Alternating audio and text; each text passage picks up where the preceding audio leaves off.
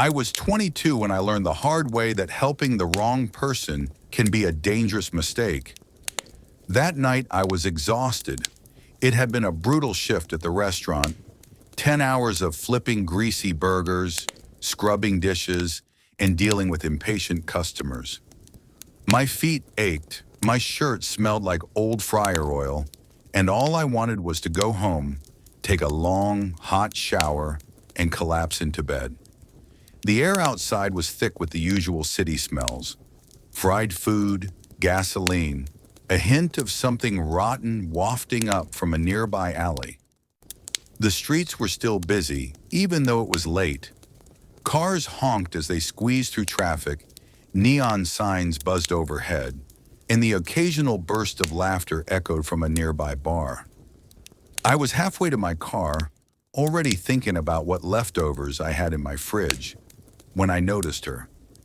A woman, maybe in her 50s, stood near the curb. Her clothes were wrinkled, her face lined with exhaustion. She looked like someone who had been on her feet all day, just like me. But there was something else. Something about the way she kept glancing around, shifting her weight, like she wasn't sure what to do next. "Excuse me," she called softly, her voice a little hoarse. I stopped, one foot already past her. "Yeah? Do you have a lighter?" she asked, holding up a cigarette between her fingers. I shook my head. "Sorry, I don't smoke." She nodded, letting out a long sigh, like that wasn't really what she wanted to ask. Then she hesitated before speaking again. "I just got into town with my grandson," she said, her voice tinged with worry. "We were supposed to stay with a friend, but they're not answering their phone. We don't have anywhere to go tonight." Her words sat heavy between us. For a second, I felt a pang of guilt. She looked genuinely stuck, like she didn't know what to do next. I didn't have any cash on me, and even if I did, I wasn't sure I'd give it to her. But I wasn't heartless. "Do you know of a cheap motel nearby?" she asked. "Someplace safe?" That was the moment I should have just shrugged and said, "Sorry, I don't know." I should have walked away, gotten in my car, and gone home. But I didn't. Instead, I hesitated. "I could give you a ride if you want," I heard myself say. Her face lit up, relief washing over her features. "Oh, bless you.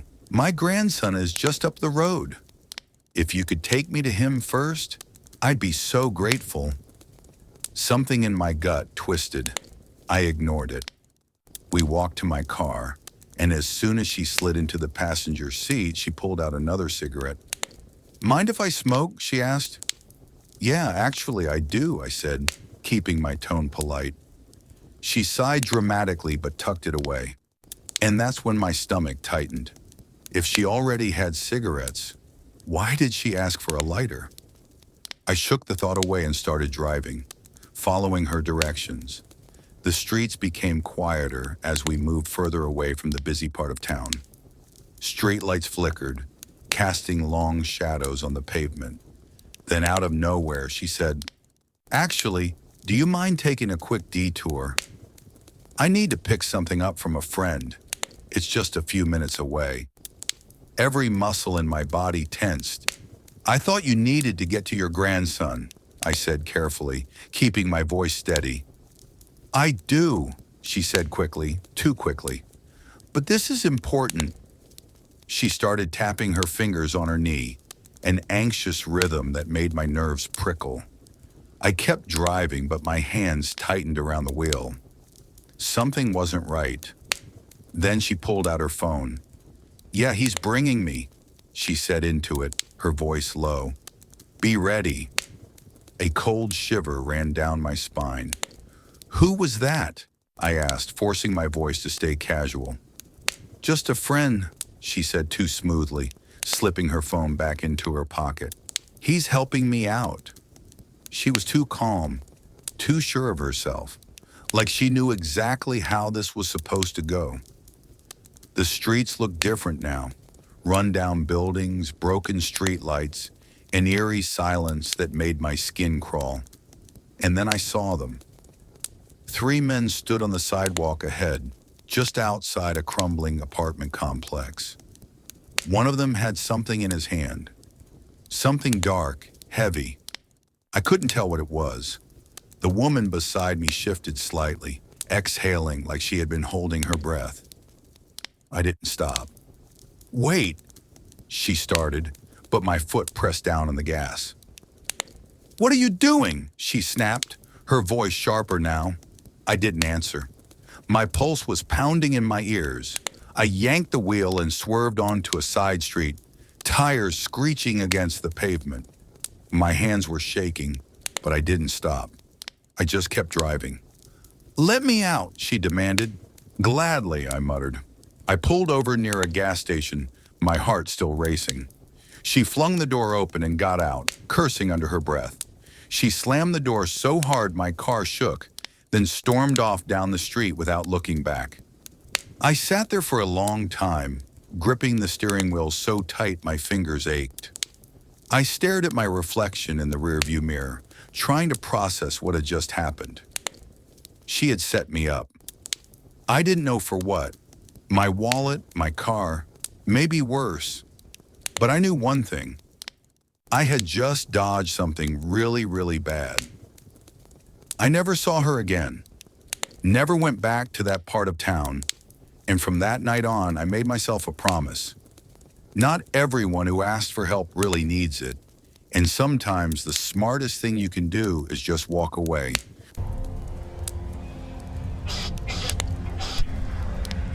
When I was 22, I started seeing a girl named Emily. We met on a dating app and went on 4 dates over about a month. At first, everything seemed fine. Our first date was short, just a quick coffee meetup to see if we clicked. The second date was at a bar, and we had a few drinks, which made the conversation flow a little easier. Our third date was dinner, and that's when I started feeling like something was off. I couldn't explain it, but something about her personality didn't sit right with me. She was friendly enough, but there was a weird intensity to the way she talked, like she was always just a little too into everything I said.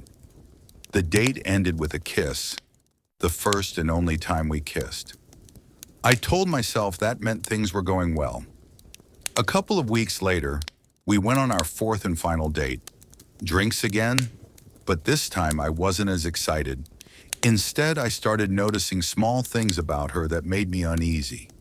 The way she stared a little too long, how she rarely blinked when she was listening.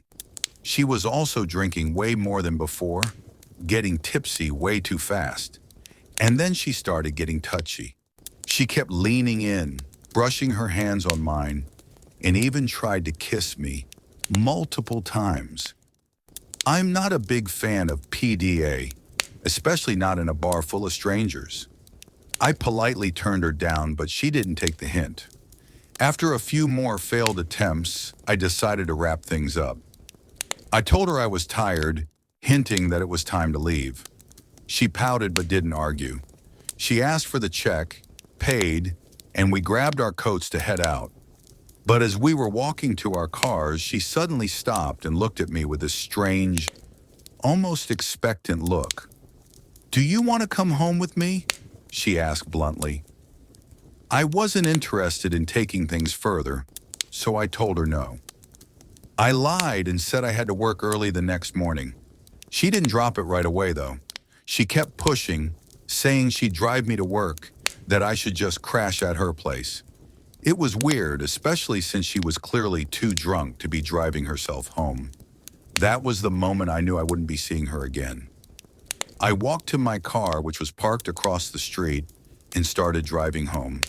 Since I'd had a couple of drinks, I was being extra careful, checking my mirrors more than usual. Maybe that's why I noticed it right away. The same car behind me, turn after turn.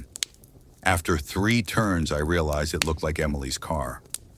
I texted her, "Are you following me?" She responded almost instantly, "Yeah, I just want to make sure you get home safe." I called her, but she wouldn't answer. That's when my gut started telling me something was really off. I pulled over and texted her, Stop following me. I'm fine. Her car stopped in the middle of the street. She sat there for a moment, then finally drove off. She didn't text me again, at least not right away. That night, as I was getting into bed, my phone buzzed. I hope I didn't weird you out tonight. Sorry I got so drunk.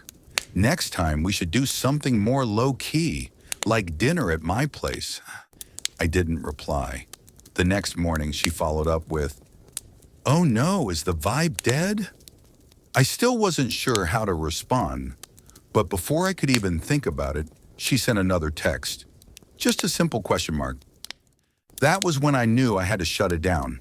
I texted back, "Hey, I had a great time getting to know you, but I just don't think we click. I also really want to focus on myself right now. Hope you understand." That's when the angry messages started. The worst one read, "No, I don't understand. You strung me along for 4 dates just to tell me that? How about you pay me back for half of everything I bought for you?" There were more texts, some with personal insults that I won't repeat, but they were enough to make me block her. I thought that would be the end of it. But then the no-caller ID phone calls started. They were constant. I ignored them all, and after a while they finally stopped. I felt relieved, but that feeling didn't last. The next day I got home from work to find something waiting for me. Sitting on my front porch was a bouquet of flowers and a card. It was from Emily. The card was an apology, asking for a second chance. But the thing that freaked me out the most was the fact that she somehow knew where I lived. I felt sick. In her mind, she probably thought this was a sweet, romantic gesture, but to me it was terrifying. I sent her one last text. "Please don't contact me anymore, and never come to my house again. If you do, I'll file for a restraining order." Then I blocked her again without waiting for a response. I thought that was the end of it. But I was so wrong. Not long after, I was home alone for the night. My parents' house is big, and my bedroom was in a loft, making it the highest point in the house. I woke up in the middle of the night. At first, I wasn't sure why, but then I heard something, a noise from downstairs. I held my breath, listening carefully. Then I heard it, one of the doors opening. Someone was inside. I slid off my bed as quietly as I could and crawled underneath, hiding. My hands shook as I texted my family. "Who's home?" No one answered. Then I heard more movement. Someone was in another bedroom. And then my bedroom door creaked open. Footsteps came up the carpeted stairs. Then silence. The whole room was carpeted, so I couldn't hear if they were moving. But then I heard something unmistakable. The drawers next to my bed opening. I held my breath and covered my mouth with my hands to keep quiet. My heart was racing. Then I heard a voice. "God damn it," someone muttered. I froze. That voice sounded like Emily. I still didn't move. I just prayed my phone wouldn't make any noise. I could hear her rummaging through my things. Then the bed shifted. She sat down. I could see the outline of her shoes through the bed skirt. Even in the dark, I could make them out. I had no idea what she was doing, but she sat there for at least 2 or 3 minutes before standing up. Then I heard her mutter something else, close the drawers, and walk back down the stairs. A door shut. Footsteps. She was gone. I called 911 in a whisper and stayed under the bed until I heard a knock at the front door. When I finally opened it, the officer asked me what happened. I told him everything. The police searched the house and found that all the windows were unlocked. One in the dining room was big enough for someone to crawl through. My guess, that's how she got in. The next day, I went to the police station and gave them screenshots of her texts, especially the one where she admitted to following me home. But without solid proof that it was her inside the house, they couldn't do much. What I did get was a restraining order, Since then, she never contacted me again. But even today, I sometimes wonder, does she still know where I live?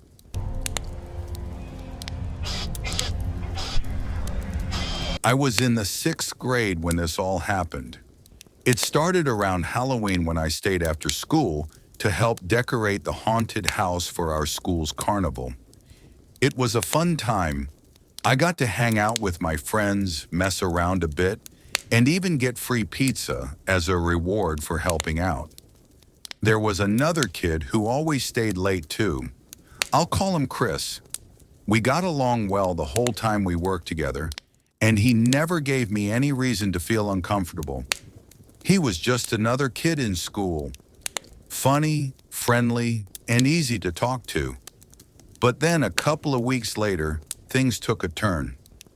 One day, a group of girls from my grade came up to me, grinning like they had the biggest secret in the world.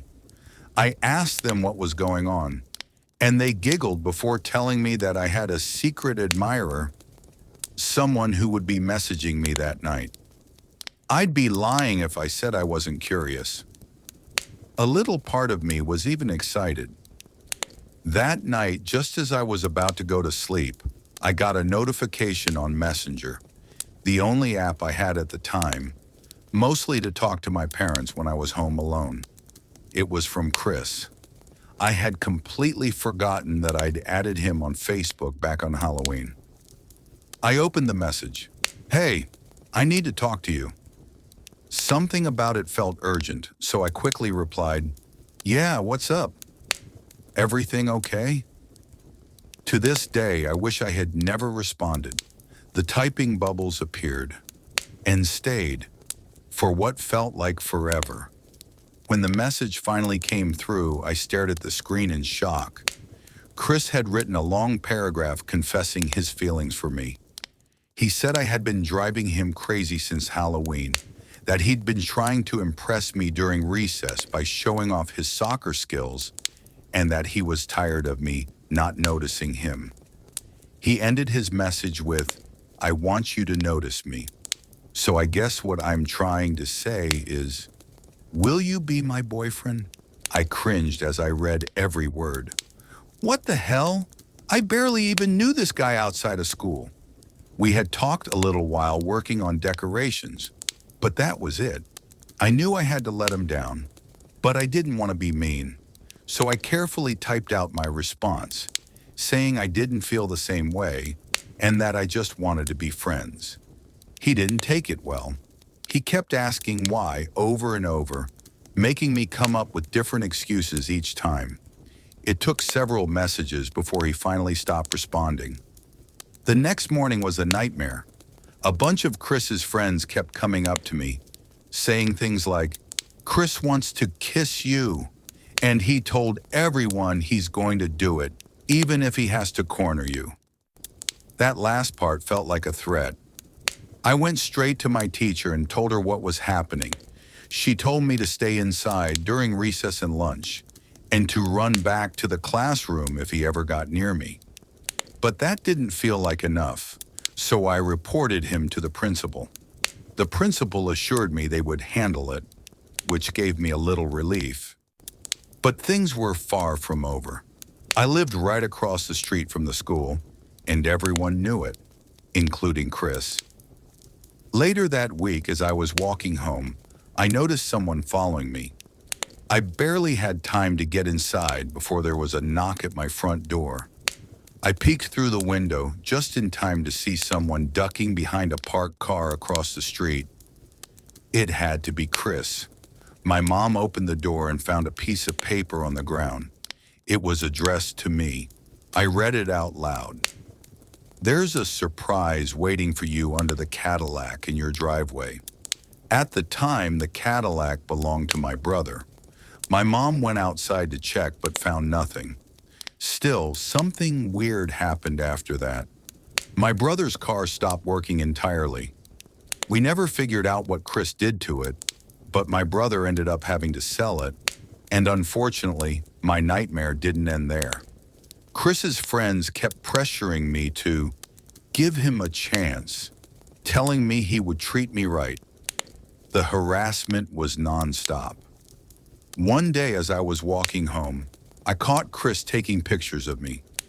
I only noticed because I heard the faint click of an iPhone camera behind me.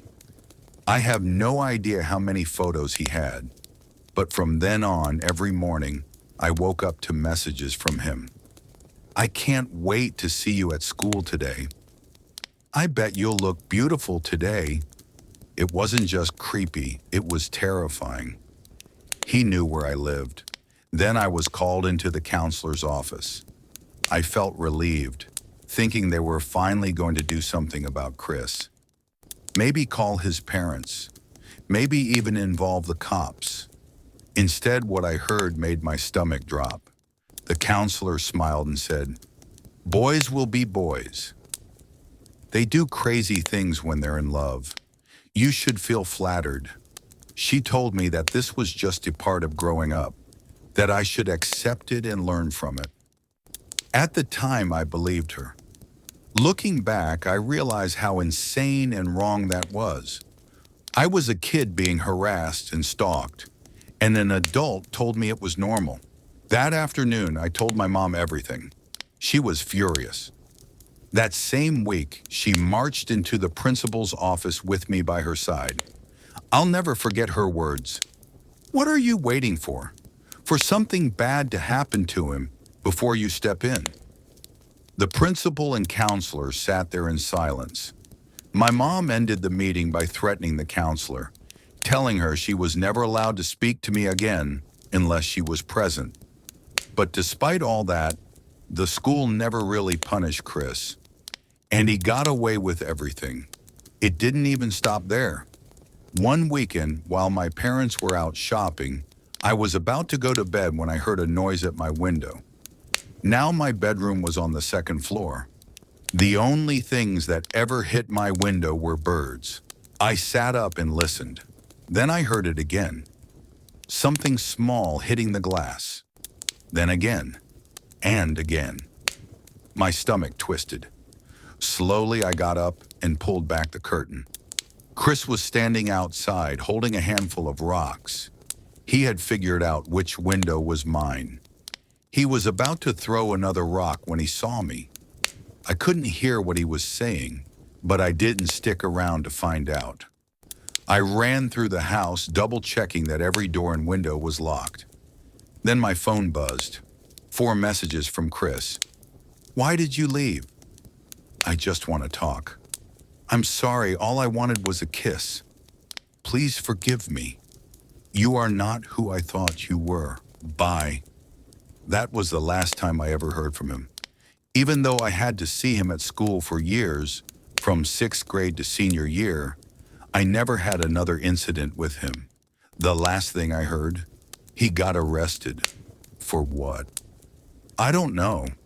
But honestly, I don't want to. What still haunts me the most isn't just what Chris did. It's that an adult told me it was normal. I can only hope that woman never works with kids again, and that I never see Chris again.